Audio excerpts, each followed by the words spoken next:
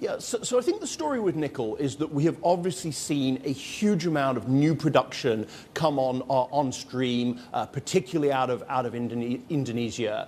And I think it's really important, going back to that point about us being a global physical market, it's important that that's reflected. So we've been really pleased that those new Indonesian sources of production have come onto the LME, because it's really important that we capture the price signals that increased production brings.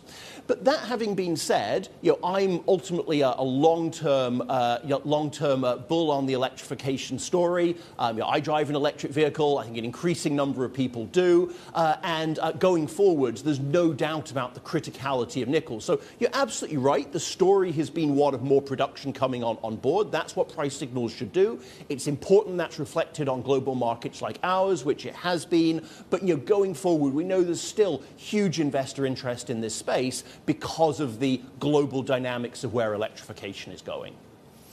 Matt, here's the thing, though. Some people are not so sure about nickel. I mean, Indonesia, they've almost bet the farm on it, and a lot of the investment is by the Chinese. I get that, right? But, technology is moving ahead so fast, especially battery technology, and we're hearing that the next generation of batteries for EVs, solid-state batteries, for example, are going to use little to no nickel, which raises the risk that, not just are these mines or operations, $9-10 billion operations in Indonesia at risk of becoming white elephants, but, it's not going to help the price of nickel either.